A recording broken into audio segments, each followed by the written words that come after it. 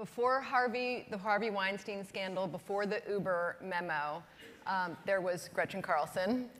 And I think it's a good moment to take note of how things have changed in a year and a half since you sued. Because immediately after Gretchen came forward, there was sort of an orchestrated campaign to discredit you and and a lot of your colleagues came out and spoke out very, very forcefully and not very supportively, to say the least, against you. I want to take a minute because we're in a room full of women, powerful women, supportive women, and this might fall completely flat, but if we can't do it here, where can we? How many people in this room have been sexually harassed? Would you raise your hand? Nice, not nice, terrible. I feel like if we can't, if you can't sort of raise your hand here, what is the distance between being able to do that here and being able to take that step at your workplace or with your peers? Gretchen, you were immediately sort of, you faced this concentrated backlash when you came forward. Mm-hmm. Can you just talk a little bit about what that was like? Yeah, so basically the way we solve sexual harassment in society right now is either to settle with women, which gags them from speaking about the details, or we force them into mandatory arbitration instead of an open court system where it's completely secret, which also gags them. So unfortunately, I can't give details about how I felt about my former colleagues, but I can tell you this. You find out who your friends are in a big way. And I heard from people I hadn't heard from in 30 years, and I didn't hear from some of my own neighbors. So it can be a very alone experience. But I think from a young age, I built a tough skin, and so I was used to it. And all you have to do is look at my Twitter and Facebook feeds to see that there's a lot of people out there who still have a lot of nasty things to say about me. So what that tells me is I still have a lot of work to do. I was sort of covering this at the time, and so I heard all of these comments, both supportive and not. One of the things that infuriated me more than anything was, well, her husband makes a lot of money, so she doesn't need to worry about it. And please. I thought, oh my God, what do we need to explain to everyone in this scenario? Like I don't have any identity. Right, exactly. Like you're only motivated by that. But I guess let me ask you, why did you come out when you did? Can you talk about that? Because some people said, again, your former colleagues, she only came forward when her contract wasn't being renewed. And I guess I ask you that not to be nasty, but to ask, what were you facing? And why did you only come out when you learned that news? Well, first of all, there are a tremendous amount of myths that still surround the issue of sexual harassment. First of all, if you do come forward, you'll be labeled a troublemaker or a bitch. More importantly, you won't be believed. And some people have even suggested that you do it for money or fame. Mm-hmm. So when you know that that's the culture that we still live in, and by the way, you've worked 26 years in your career and risen to the top of it, it's the most important decision of your life to dig deep for that courage, to know that you might torpedo everything that you've worked so hard for. I will say in my personal experience, when I knew that my 11 years of blood, sweat, and tears at a particular organization, when I knew that that time was coming to an end, and not because I wanted it to, I knew that if I didn't do it, who was going to do it? And I had to come forward, not just for myself, but for all the other women who have remained voiceless for decades and never had their stories told, and more paramount than anything, so that my children and your children will not face the same indignities that I have had to face and millions of other women have had to face. So I did it for our future generations. Thank you. Yeah. I have to say that there's the courage that it takes to come forward, but there's the courage that it takes to come forward first. And I think that that is really where you obviously did it. And by the way, courage is not something that you just switch on a light and say, wow, I have that. You know, I think that's another myth here. Yeah. Courage is it's a building process. And, you know, luckily I had great building blocks and foundation from the way in which I was raised by incredibly supportive parents who told me I could be anything I wanted to be. But still, courage is not an overnight experience. It takes time, and I know that you've probably all been in those situations where you really weigh the options. And yes, to be the first to do it, I have to tell you, Sarah, that watching the Harvey Weinstein revelations over the last few days and Silicon Valley before that and Uber, my gosh, if I had anything to do with those women feeling empowered to have a voice, my life has had so much purpose. And it's something that I never, ever expected that I would be the face of. But look what's happening.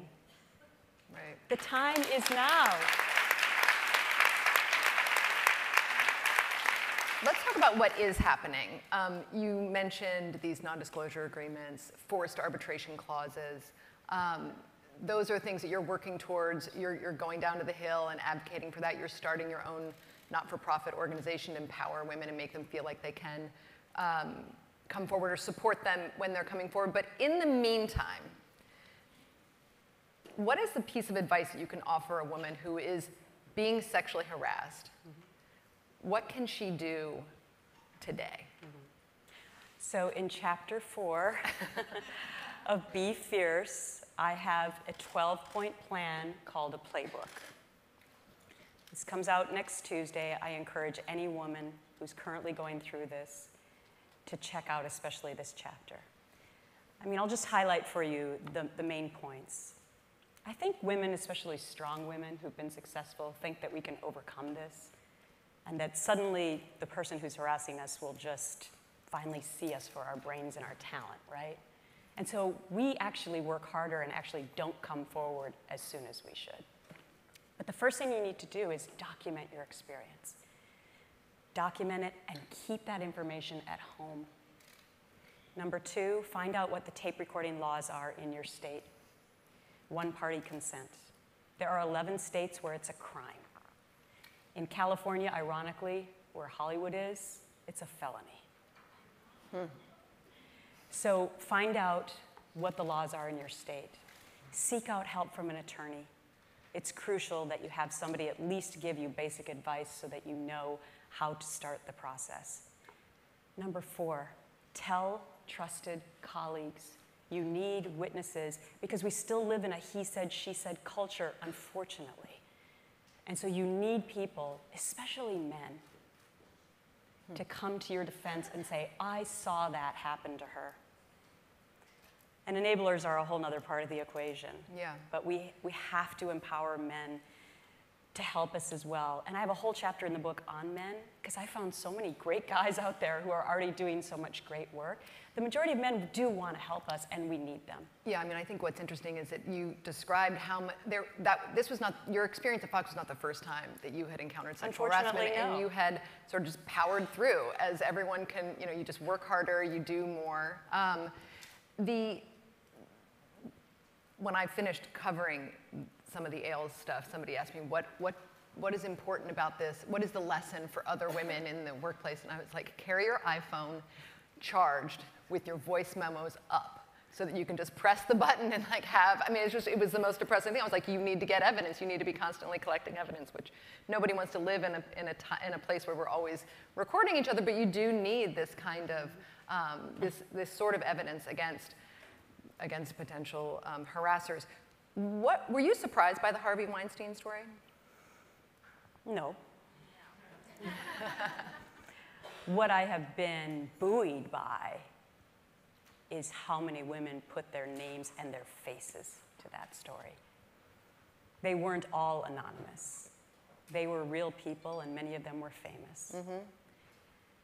And we're going to change this. This issue is not going away now. And that's why I'm doing so much work on Capitol Hill. Yeah. Listen, this is what I always say. Sexual harassment is not, it's not like a political party. It's apolitical. When somebody decides to pounce on you or harass you, they don't ask you what party you belong to. They just don't. They just do it. I'm going to open up for, we don't have a lot of time for questions, but I know that this is I feel like some of the best questions will come from the audience, so I'm going to do that in a second. But I want to ask you, who has talked to you on Capitol Hill? Can you name any names? Can you talk about like what the response has been?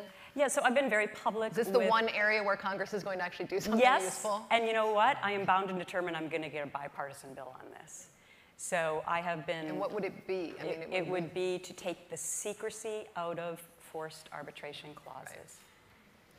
So that at least the pendulum would be more equal between employer and employee. And this is what I said in the New York Times op-ed yesterday. Predators, you're on notice. This is a warning shot that we're firing that women are going to continue to speak up and expose what's going on in corporate America. You talk so much about how women, when they do speak up, even in this moment when we're all so woke about this issue, they do still get blackballed in their industry. Do you feel like you've paid a price in your industry for coming forward? No.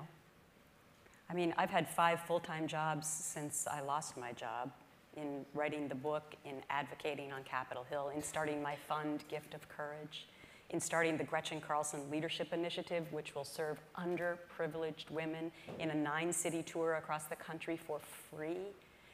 That was the gnawing question that I kept getting asked, Sarah, is what can you do for the single mom working 2 jobs trying to make ends meet who's being sexually harassed? It killed me every night when I went to bed that I didn't know what to answer to that. And now I do, through my leadership initiative. They can come to these 3-day workshops in 9 cities for free and get a head start. So, no, and I have more respect for television executives that eventually when I'm done with these 4 full-time jobs or they're not as busy for me, that I plan to go back to my career. I've always worked my whole life, and I could have just gone home and spent a lot more time with my 2 beautiful children. Right. But I really do want to get back into my chosen profession. Is there a question in the audience? I see one right over here with a bright pink arm in the air.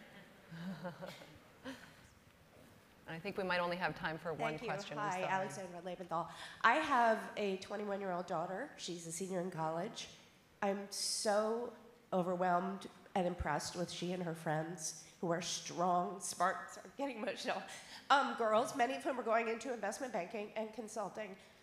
What advice should I tell them? Because they're naive, but they're smart, they're optimistic. They will unfortunately encounter this. So what advice can I give them?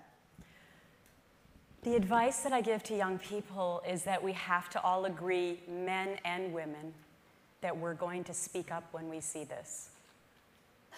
Because one person can make a difference, but collectively we rule the world. And I think especially with millennials, they want to see how their work actually does something. They want to see the end result. And I think on this particular issue, they really can get men on their side as well. I've always said I work more for my son than I do for my daughter, because I want him to respect his future female colleagues in the way in which he respects his mommy at home right now. That is crucial. And I've seen bravery pass on to my kids. My daughter came home from school and took on people who were bugging her right after my story broke. And she said, "Mommy, I was able to stand up to them finally because I saw you do it." That is the gift of courage. And we're passing that on one woman at a time right now. We're seeing what's happening. I am so optimistic with these horrible revelations coming out, because it's optimistic for us as women, and especially for young men and women. We're out of time. I'm so sorry. I'm so Gretchen, sorry. thank you so much for everything.